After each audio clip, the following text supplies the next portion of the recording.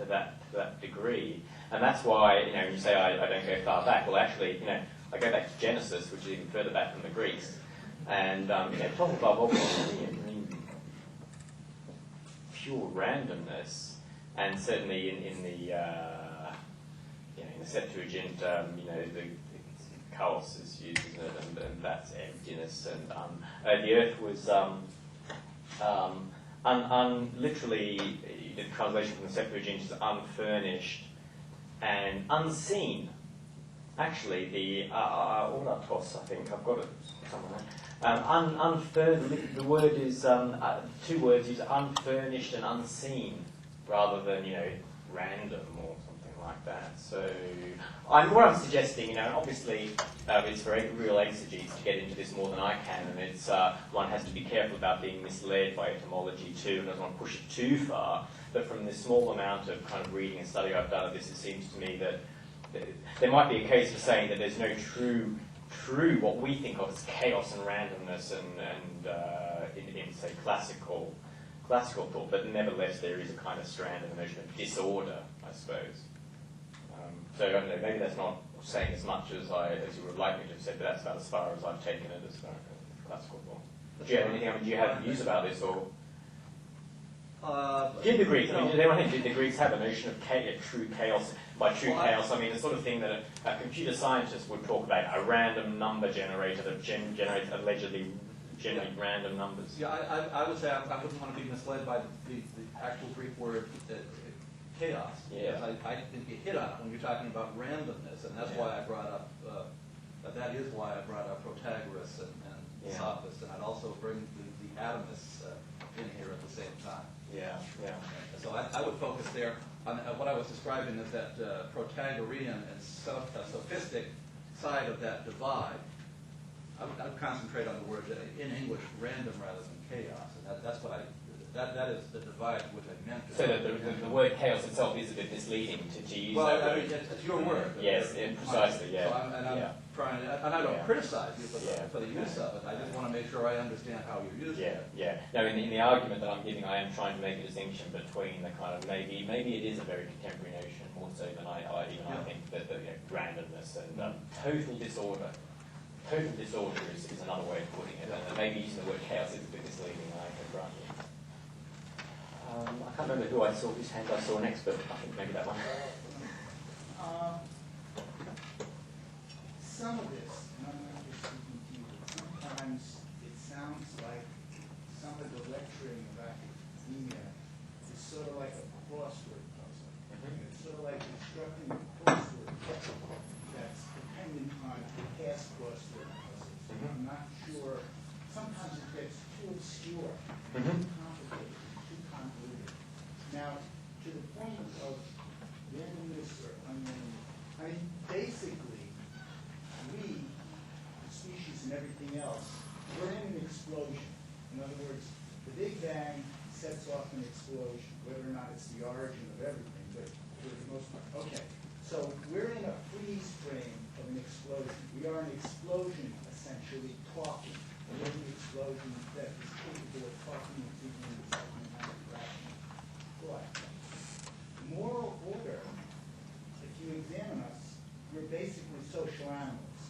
And social animals require a certain set of rules to function well, to be able to exchange knowledge and so forth, and to operate and behave a certain way so that we can benefit as individuals and collectively as a social order. So the point I'm getting to is that the moral order and the search for moral order is to facilitate this social nature that we have to benefit both as individuals, and as we grow, we see ourselves as a community. And I don't know, it gets too complicated sometimes for this other stuff to get to what the heart of stuff is really about. So I'm trying to get a sort of a fix on what your specific point is. Are you saying, when you say other stuff, do you mean like the metaphysical stuff? Or? In other words, we have mental constructs as human nature. We look for patterns. And we set up mental constructs. Order, disorder, right, wrong, yes, no, correct, incorrect. And some sometimes we lose the essence of what we're looking for because we're trying to stuff everything into these mental constructs that we've given ourselves, and we don't know when to put them aside or reevaluate the constructs themselves. So you think we've given ourselves the concept of right and wrong? Not that it's totally worthless, but I think we have to start to re-examine some of the constructs upon which we use to argue, because we get trapped by them. And what's the essence we're looking for? The essence we're looking for is basically how things are. In other words, the greatest blessing is reality and the ability to operate within reality. And that, I think, is a lot of what we're searching for. And I'm saying we've kind of obfuscated with some of the ways we try to put things into these mental constructs that maybe historically were relevant and are still relevant, but have to be re-examined periodically to see what relevance is. Well, I mean, I agree with you 100% that that's the essence of what we're looking for. We're looking for reality, and we're looking for how to comport ourselves within reality. And the quote, which I think is in the handout from Alan Bloom, which I didn't read out, really addresses that in a lovely, elegant way. That Socrates' quest is, how to fit ourselves to reality, not how to fit reality to us, but how to fit ourselves to reality. And I agree with you on that. Now, as far as whether the mental constructs and all that stuff, as you put it, obfuscates or doesn't obfuscate, that's a different question. I mean, I think the categories that you put forward to right and wrong and chaos and disorder and order and so on, I think, as we're arguing now, help us to get to that essence, not obfuscate, generally speaking. I was just saying we have to reflect on that, to go back to that, because sometimes we get too caught up in the academic part, Yeah. which builds upon. But the great thing about, natural law theory, and I'm not going to speak for every ethical theory, but the great thing about natural law theory and traditional morality generally is that, you don't have to get caught up in that stuff. That's for philosophers to do. If you want to be a philosopher, you do it. If you don't want to be a philosopher, you don't have to do it. I mean, being moral, kind of the why should I be moral type, the big question, how should I act, doesn't wait for you, not you personally, it doesn't wait for anyone to start wading through thousands of pages of textbooks on morality. I mean, it doesn't wait. You just get straight into it, and the natural law is promulgated on the hearts of man. As people start, you should consult their consciences, and then they can get right into it. The material is right there for examination. It's called conscience, and doesn't wait for elaborate reflection. And I kind of agree with you to the extent that the kind of the Hamlet complex, really, too much reflection stops you doing anything. Philosophers, it's an occupational hazard for philosophers. Think too much, act too little. And but nevertheless, it's for the philosophers to do the job of providing the theoretical underpinnings, the kind of, as you put it, academic underpinnings, and go into all the detail and the nitty-gritty, which makes it which provides the kind of foundation for other people, but doesn't mean that other people have to, look, if I'm in a house, I want to know that that house has got foundations, right? Because it's going to fall down. Doesn't mean I particularly want to see the foundations. I don't want to have a look at the foundations. If the guy who's selling me the house says this house has got foundations, guaranteed that the house won't fall down, I say, fine, I'm happy, I'll take your word for it, right? I don't want to see them. I've got better things to do, like living in the house. Similarly, when it comes to morality and why I should be moral and how I should act and what's right and what's wrong, I don't need to sort of start wading through all the kind of academic or elaborate reflection. Leave that to other people to do, and I can get on with my life and consult my conscience and hopefully listen to the people who are the authorities, or listen to people who are trustworthy and reasonable on matters to do with morality, and I can get on and I can live. I don't want to see all the elaborate reflection, but I'm glad it's going on, with the kind of attitude I think one ought to have. I'm glad the foundations are there. I'm glad that this so-called obfuscation, as you put it, is happening. It's just that I don't necessarily want to know about it, but I think it needs to be there because it kind of keeps the house up in an invisible way, and that's part of what it is to have civilization. Well, I like crossword puzzles. Yeah. Yeah, I mean, I'm glad to know there are crossword puzzles out there and the people are doing them and so on, but I don't particularly want to, I don't necessarily want to do them myself. And Sudoku, which I'm recently getting into, I'm glad someone came up with Sudoku. It's great, and it's improving the mental, acuity of millions of people as we speak. But I've tried it and I can't get in it. Wouldn't the dismissal of final causality in modern thinking be a very important metaphysical problem here? In other words, a lot of what you're calling for does involve a kind of sense of ends of things, doesn't it? Sorry, pardon the line? Ends, or things don't have a telos. And that's pretty much tossed out in a lot of the origins of modern thinking. Yeah. And isn't that where a lot of the crucial issues arise now culturally? Yeah. That people aren't used to thinking in terms of the natural ends of things. Absolutely. I mean, that's quite right. And as I say, all of that stuff about natural teleology and so on was in my section on essentialism, which I completely did not read out.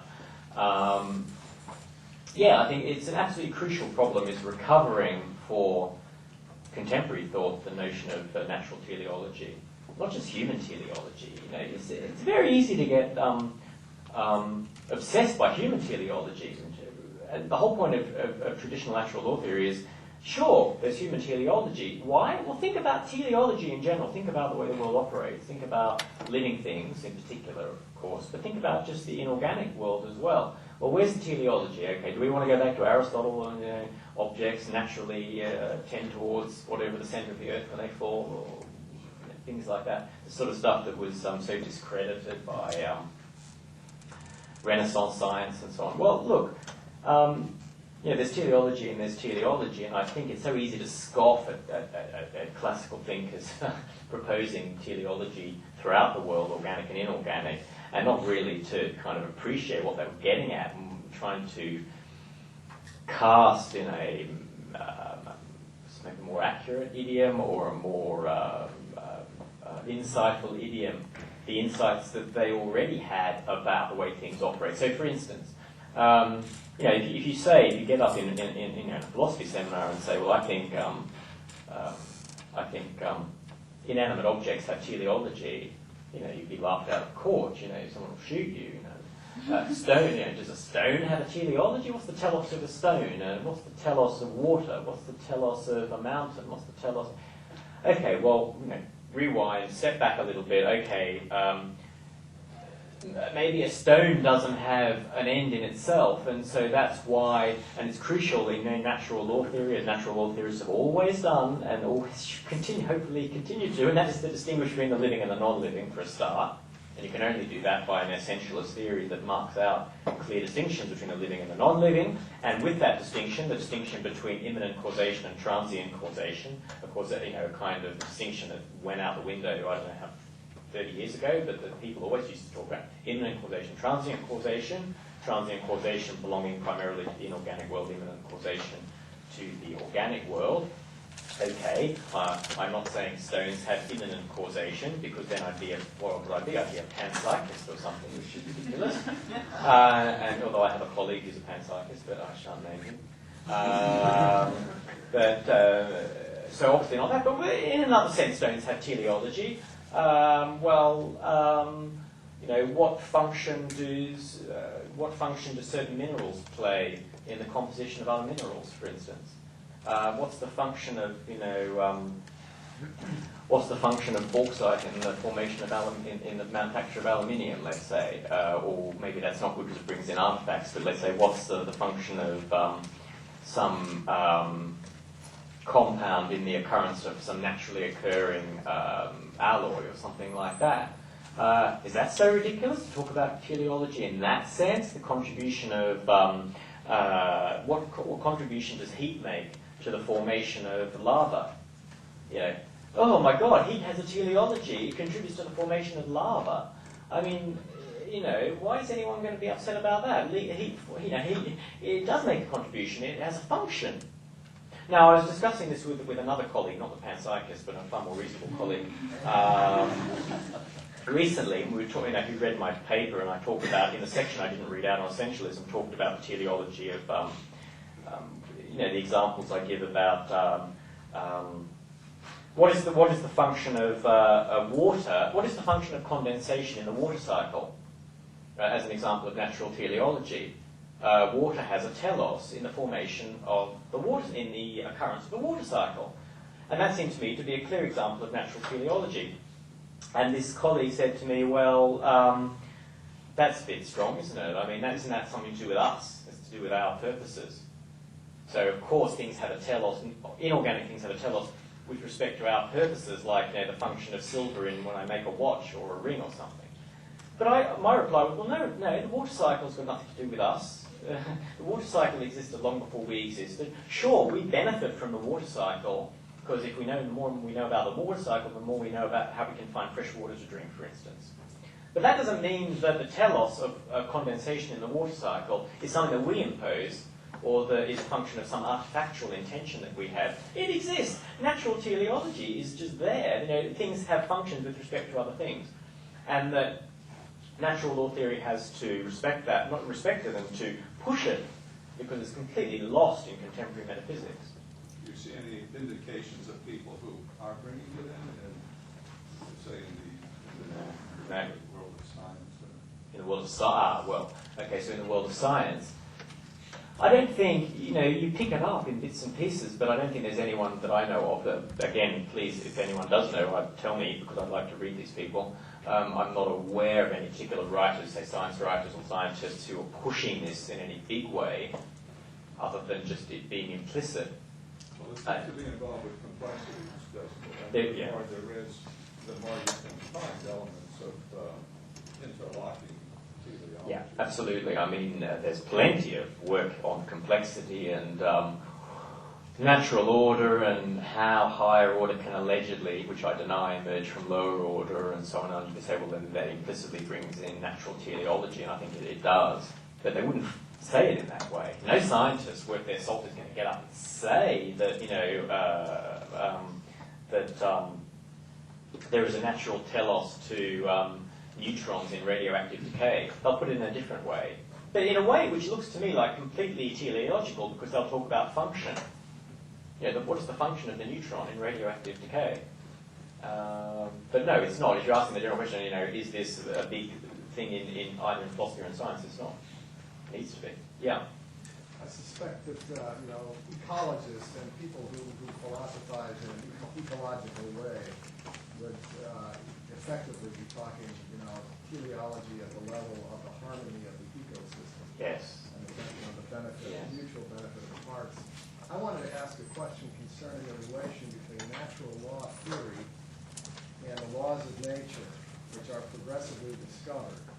And some of the discoveries reveal surprising possibilities that we did not believe we had before, like the indefinite extension of bodily life and reproductive cloning of large animals. How would you see natural law theory shedding light and guidance on the question, ought we or ought we not to reproductively clone, given that we can do?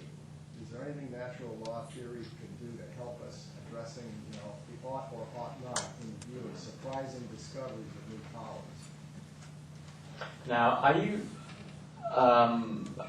are you asking a question about what natural law theory says from a metaphysical point of view to do with species and those possibilities, or are you asking just a general kind of applied ethics type question, which is basically, what does, put your sleeves up, what does natural law theory have to say about to clone or not to clone? Are you asking that sort of applied ethics question, or are you saying what light, from a metaphysical point of view, let's say, could natural law theory shed on these alleged blurrings of species boundaries and all that sort of stuff? Well, do you see a way that the metaphysical reflection could shed light on the applied ethics questions? I didn't assume that you would simply separate, if neither had anything to do with No, they do, absolutely, and this is stuff that I've written on to do, for instance, do with embryos particularly, which is an area that I've done a bit of work on, and it seems to me that metaphysics has everything to say about things to do with, let's say, cloning, embryonic stem cell research, and so on. Because how can you answer questions to do with the simple things like the status of the embryo, the metaphysical status of the embryo, or the metaphysical status of an embryonic stem cell, unless you, and how can you have to be able to answer those questions in order to be able to answer the moral questions. Right? Metaphysics is absolutely bound up with an answer to the moral question. You can't, I gave a paper on a talk to a bunch of scientists on embryonic stem cell research in San Francisco about 3 or 4 months ago, and the chap who was my interlocutor was saying to me, you shouldn't bring in so much metaphysics because really we need to solve it. And he was in favour of embryonic stem cell research, so I was like, I'm going to take advice. Be careful who you take advice from, because it might send you down a garden path.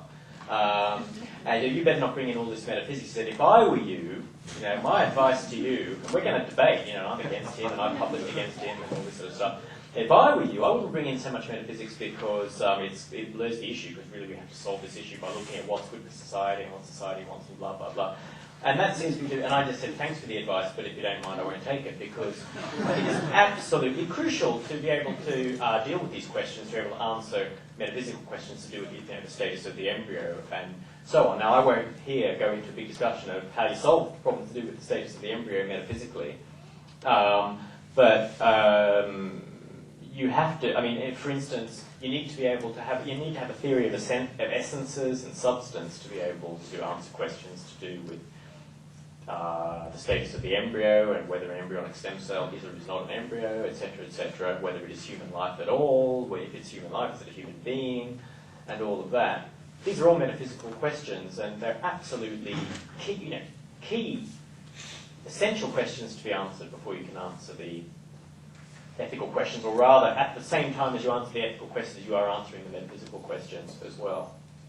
Is that the sort of thing that you're concerned about, or am I not quite getting on to what's bothering you? No. And here we have parents who've just lost a tiny child. I read about it. You can find this not infrequently, and they're in terrible pain. Yeah. And their inclination, you commented on some of the quotes on inclination. Their inclination is to end the pain. Yeah. By having a new baby that's the same as the old one. It's crazy reasoning, of course, but how would metaphysics, as you understand, disabuse them of that illusion that they're replacing by cloning, they're somehow replacing the dead child? Something like that. Yeah. Or the other example was indefinite extension of bodily life. Yeah. It seems to me to be disastrous from the point of view of the common good of society long term. But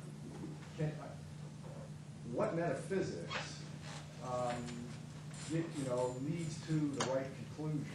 I don't think, when it comes to the indefinite extension of bodily life, and it depends on what ethical aspect you're interested in there, if you're concerned with the ethical implications of these life-sustaining technologies on questions to do with euthanasia and so on, then I think that the metaphysical questions are important, but maybe not quite as important as, let's say, they might be in a cloning case where the technology is much more radical. I think life-sustaining technology is far less radical than cloning technology. Life-sustaining technology means you can keep people, alive for longer than you used to be able to. Now, I'm thinking of telomeres, where you really stop aging. So right. I get to be 40 and I'm at my peak, and then I can just keep going.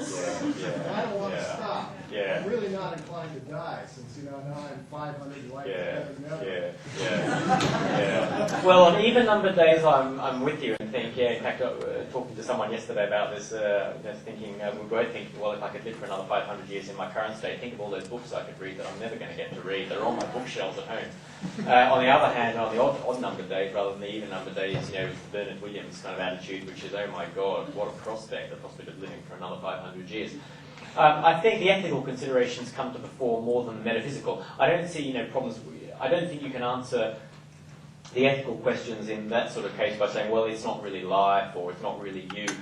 I can imagine certain metaphysicians saying, well, yeah, but on my theory of not mine, but on their theory of personal identity, actually it's not the same person anyway, so you shouldn't be concerned whether your life, as it were, is extended 500 years or not, because it won't be you anyway, because really it's just a succession of short, fleeting cells, and it matters not one way or the other how long this extension goes on for and all this, and you can get into various sort of elaborate debates about this, but I think the fundamental issues are primarily ethical rather than metaphysical. In the case of cloning, on the other hand, I think there are serious metaphysical issues, which are maybe not so hard to solve, but maybe it's harder just to convince people, to shake someone by the kind of scruff of the neck and say, hey, you are not replacing your child by cloning them. It's not the same child. It is a different human being. And maybe you force them to go on these compulsory metaphysics courses so that they are taught by sound metaphysicians so they can learn the difference between identity and diversity. Look, what I'm saying is in some applied ethics questions, the metaphysics comes to the fore more than the ethics. In others, the ethics comes to the fore more than the metaphysics. In all cases, you have to be aware of and alive to an understanding of the metaphysical fundamentals. Now, I wish I knew who was... How about one from the back? Yeah. Yes, you talk about... Can you speak a little bit louder, please? You speak about how natural law theorists need to reflect metaphysically on cosmic law and order, and to arrive at an affirmation of an external principle that does the ordering. Are you suggesting then that natural law theory won't work without an appeal to that external principle? That's a very good question. So the question, if anyone didn't hear it, was by saying that, arguing as I have, the natural law theory requires a lawgiver, does that mean the natural law theory won't work without appealing to the lawgiver or the existence of a lawgiver? Yeah? That was the question. Yes. And I can't remember, I'm thinking I omitted some things from the paper and read others, and I can't remember whether I read this bit, and I don't think I did. I think I may have skipped this bit. The short answer is no, it will work. So natural law theory will work even if you don't appeal to a lawgiver explicitly. The reason is that from an epistemological point of view, it's not necessary to appeal to a lawgiver. Now, it may be. I don't think that. I quote in the paper, the famous verse from Psalms: "The fool says in his heart there is no God," and so, well, therefore that means that if you don't believe in God, you're culpably ignorant. You're culpable in some way. Isn't that the case? Well, I don't want to put that to one side, but I just cited it because I brought it into connection with that question that you raise, and my view is, I don't think the person is going to be culpably ignorant if they appeal to the natural law without appealing to a lawgiver. Why? Well, because the natural law is promulgated in their hearts, and all they need to do is consult their hearts, from which it can never be erased. The primary principles of natural law can never be erased. They don't need to appeal to a lawgiver. They can appeal to what's in their hearts. Now, so what if people don't believe that? What they say is in their hearts? Well, obviously, one, there is a series of logical steps that can be taken to, as I've argued, to a lawgiver, but it's not necessary that one can carry on a natural law dialogue, as it were, without appealing to a lawgiver, as atheists do all the time. The ones who are concerned of who believe in natural law, of whom there are some still. It's wrong to commit murder, it's wrong to commit adultery, it's wrong to steal.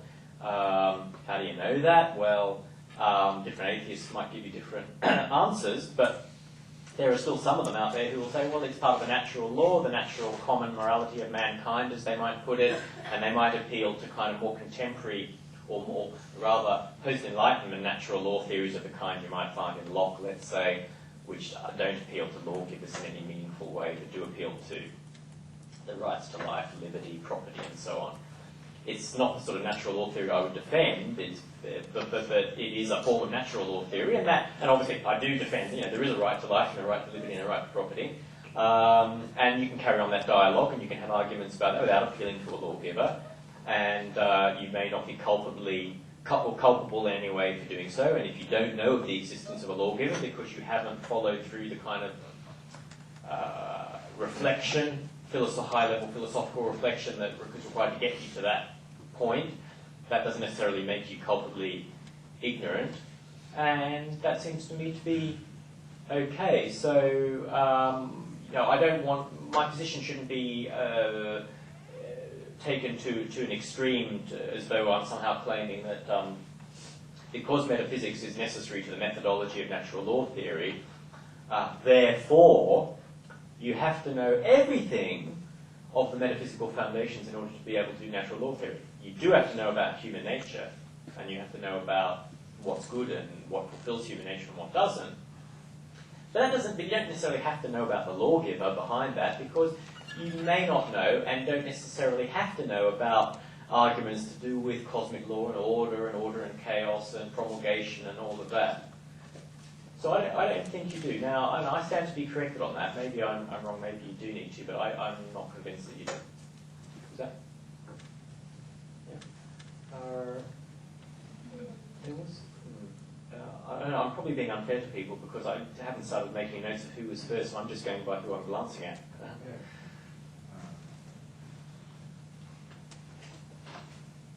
Continuing along that same line, if you subscribe to the view that the order is imposed on chaos by an extremely principle, would that have implications for this current controversy over intelligent design, which is according to so much publicity among biology and other philosophers of biology and philosophers of science, etc. Yes. That's what I both like and simultaneously hate about question time after I give a paper, because what I hate about it is people always bring up things that I've left out of my paper for deliberate reasons to avoid getting into all sorts of gnarly, as a friend of mine would say, gnarly areas. And I like it because it forces me to confront issues that I've deliberately left aside from my paper to avoid gnarly areas. I actually mentioned intelligent design in an earlier draft of this paper and sent it to an American friend of mine on the West Coast who read my paper very sympathetically and emailed back and said, if you don't want to alienate your audience, don't mention intelligent design. So I said, okay, so I left it out. So now I'm forced to confront it. Well, basically, I think that there are things to learn from it. There are things to learn. I haven't read huge amounts of ID theory to start off with, right? So I'm certainly not an expert on ID theory. I've read a bit of Dembski and I've read various other things. I've read Michael Denton and I've read a bit of Michael Behe. I like a lot of what I read. I think a lot of it's very sophisticated and well worth considering now. You say, well, therefore, does that mean that we can learn directly from this or apply it to natural law theory? As I say, in the initial draft, or in an earlier draft of the paper, I said, well, yeah, maybe we ought to at least see what we can learn from it as natural law theorists to help justify and support our position on natural order and cosmic order and cosmic, not design. I mean, yeah, it's ID theory, it's a design theory, but I've been very careful not to talk about design at all in this paper.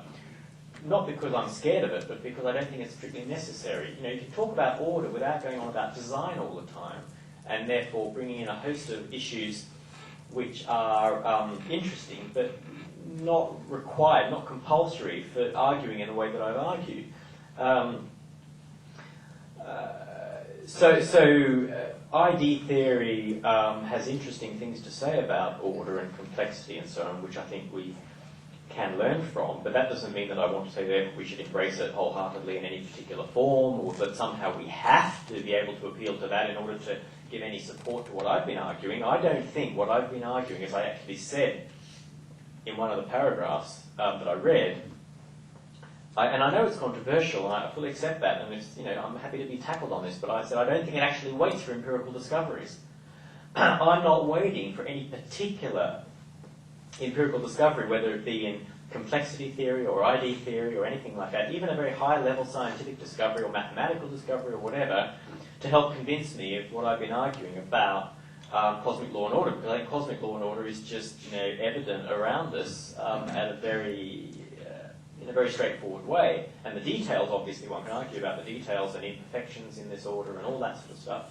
But the general existence of that order, as I say, which was recognised by the Stoics in particular, the Stoics didn't need to do too much elaborate scientific reflection to see this.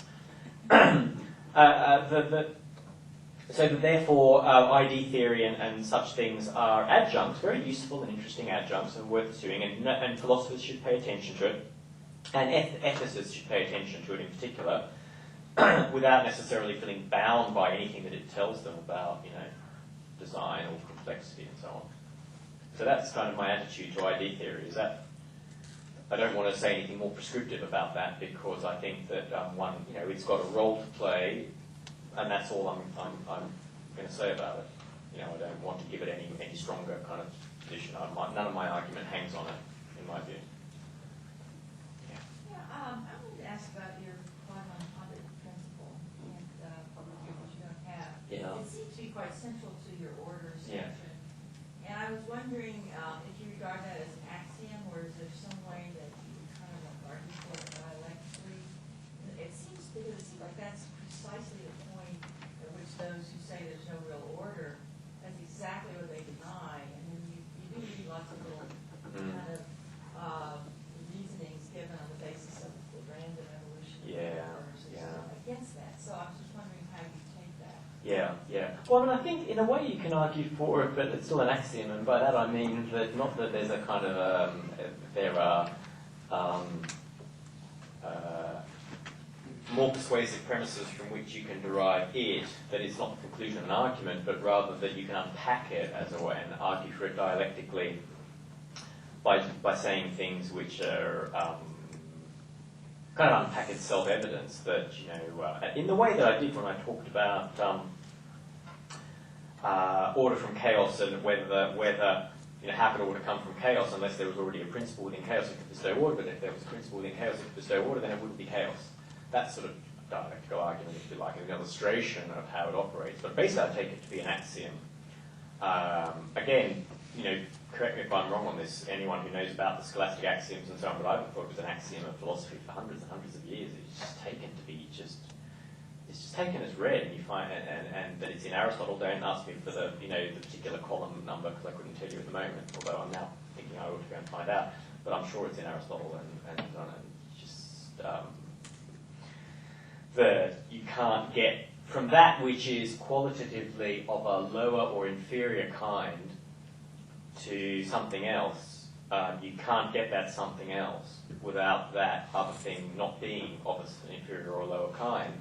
And then you say, well, okay, but then that really depends on what you mean by inferior and superior. And I think that one can define, give definitions of what it means for a power or a property to be superior to another one, in terms of, in very traditional ways, to do with properties that are possessed by something.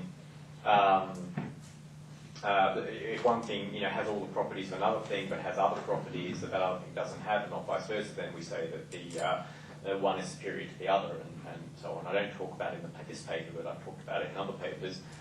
And I think that does apply to the hierarchy of matter, of inanimate, animate, sentient, and so on. And so therefore we say, well, yeah, but what about all these scientists who say, and for philosophical coattail hangers on who say that, oh, well, it's, you know, what's all? Am I saying that therefore because of this axiom, it's pointless to have these debates about how complexity can emerge from chaos? What about all this self-organizing complexity stuff? Is that all just a complete waste of time? You know, part of me wants to be really mischievous and say, yeah, it's a complete waste of time. But stop doing it, because from an a priori conceptual point of view, it'll get you absolutely nowhere. And I have to say, I'm tempted to say that, but it's not going to get you anywhere. Self-organizing complexity strikes me as being absolutely bonkers. But that's not an argument, that's an insult, I guess. One argument that I want to raise is from Jacob Bernowski, who says, you know, once you have a sufficient amount of time that you get material necessities acting on one another, and you finally form, you know, you form these very strong bonds, and so everything that happens after that is on the plateau. So you get sort of plateaus based, as he thought, purely on material necessity. That's how you get something more out of less.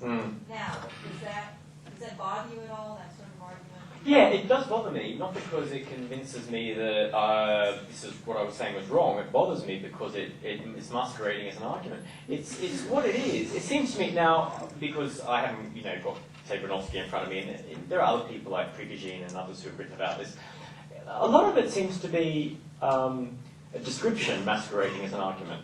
So in other words, what you do is and the way a lot of scientists work when they are talking about, or I don't know whether I hesitate to say scientists, but more kind of popularizers or scientific advocates, the Dawkins kind of advocates, who say, well, of course you can get higher complexity from lower complexity, and it works.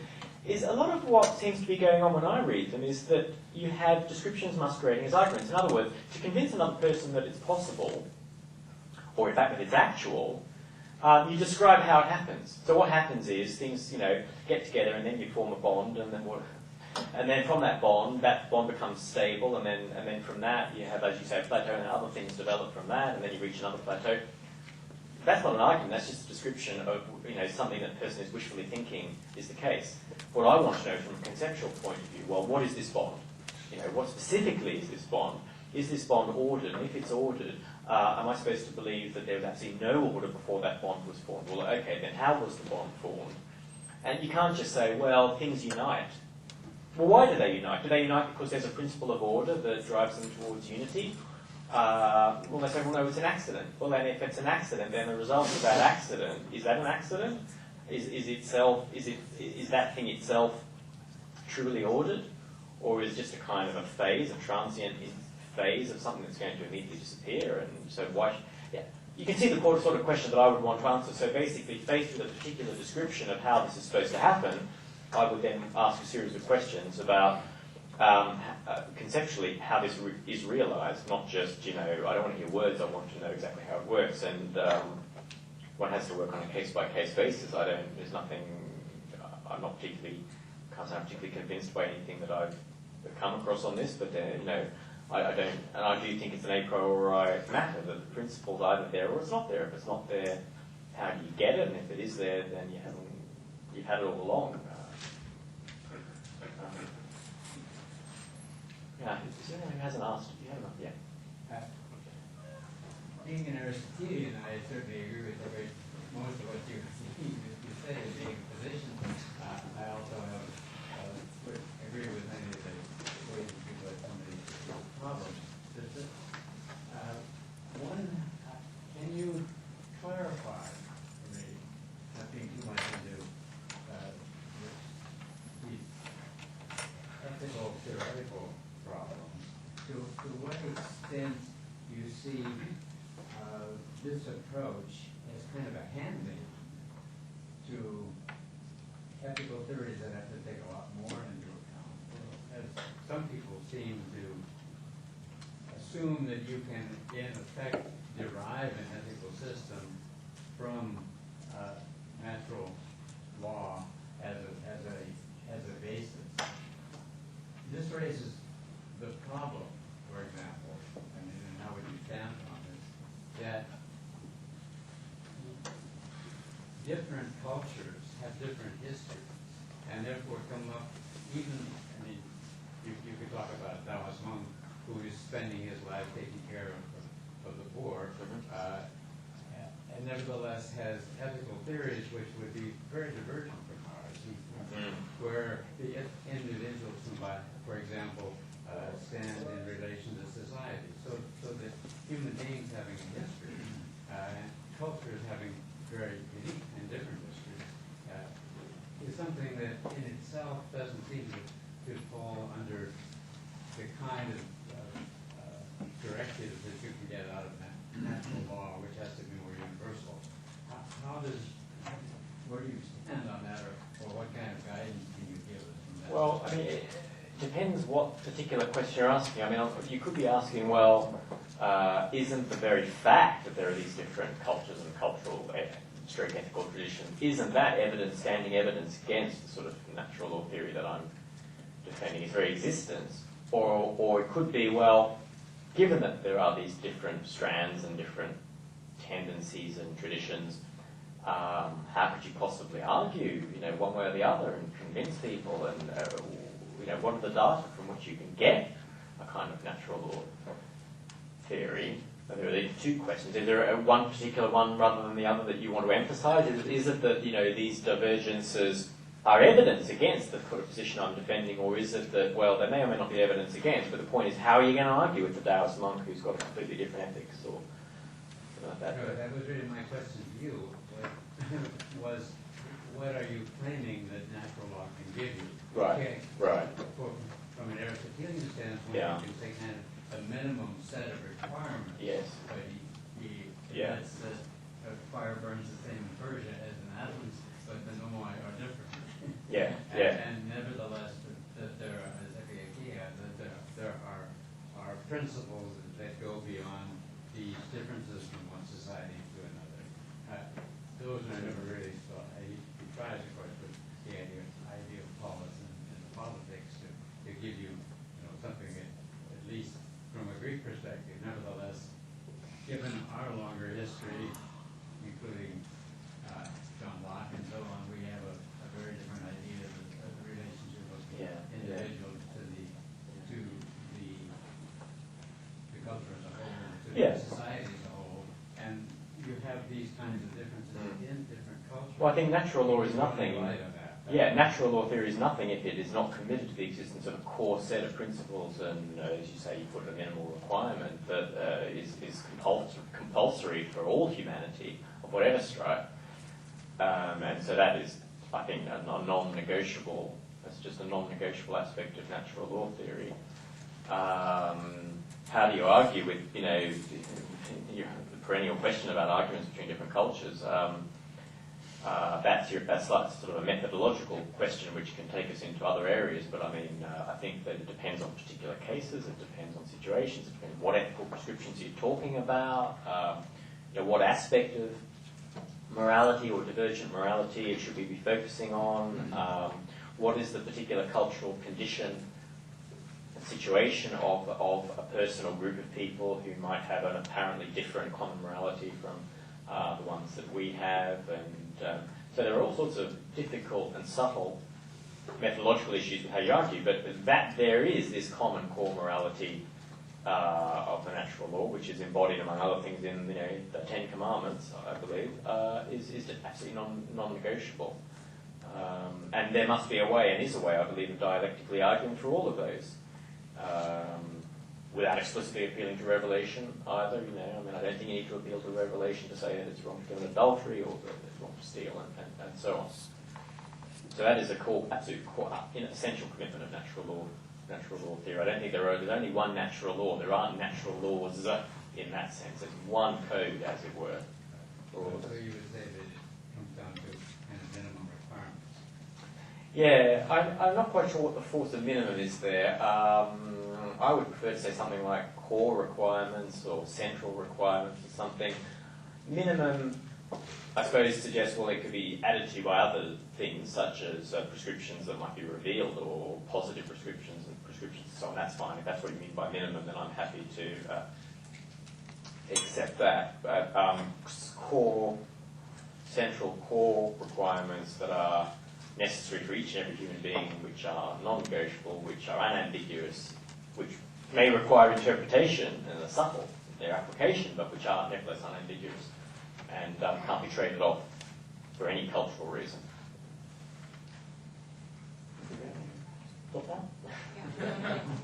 I don't mind. I'm happy to take one more question if anyone wants to. I'm okay. But maybe you've run out. Was there a hand? Yeah. Sorry, someone was saying. Yeah, hi. Yeah. I'm actually interested in your argument from why there has to be why order can't come from randomness. Yeah. And I'm curious as to how you'd respond to what seems to be a general trend in modern science along the Kantian or Humean lines to say that the mind can't really know for sure what it's construing as order, whether that's actually an order that's out there or whether that's just a generalized principle based on something that we perceive because of the certain number of experiments that we've done. And how you respond to that claim in terms of whether there can be a proof for order being in the thing as opposed to simply in your perception of the universe. Right, so order rather than disorder. Because I suggested that I thought that disorder was epistemic. You're suggesting how do we know whether maybe order is just purely epistemic? Well, my kind of initial reaction to that is to say, okay, well, suppose it were, then epistemic in the sense of, well, something that we impose on the world. Would impose on what? Then on chaos.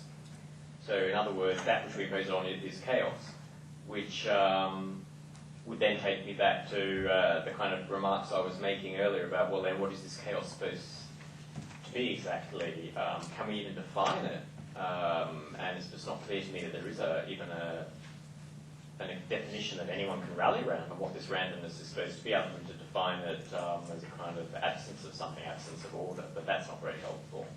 I mean, you say, well, there's Humean or Kantian. Well, which one? For Kant, the things in themselves are just so beyond access, as it were. There's not very much we should say about them at all, and so therefore it leaves us with a complete kind of metaphysical obscurity. And you say, well, what's wrong with that? Well, then you've got to argue against the whole Kantian dualistic schema, which I think can be done. You take Hume, on the other hand, well, this epistemic property is conferred on what? Well, on not chaos, I don't think, because Hume thought that there really was order. He just didn't think that it was intrinsically necessary to things, that there were patterns. It's just that there was no guarantee those patterns would safely be extrapolated into the future. I mean, it depends on the particular theory that a person has about exactly what is supposed to be epistemic and why it's supposed to be epistemic. So, if it's kind of amorphous theory of reality, well, there's something out there we know not what, and order is imposed on that by us, then I would want to argue against the whole idea of something we know not what. How do you know that there is such a thing at all, and then why don't you end up in a complete idealism, and so on, and you have to go through all the various steps there. And if it's, say, a Humean type approach, I would want to tackle that in the way that contemporary philosophers have been successfully doing, and attacking the whole Humean theory of regularity and arguing that really there is causal necessity in the world. The Humean theory can't distinguish between laws of nature and mere accidents. Humean theory can't account for certain, basic scientific phenomena and the dispositions of things, and etc., etc. And there have been some very good critiques of Hume recently about that, so I'd want to go down that line. So it would depend on what sort of theory it was, but I think that order seems to me to be not epistemic, it's just in things. And it's far easier to recognise than randomness, and better, probably easier to define than randomness, too. Yeah. Okay.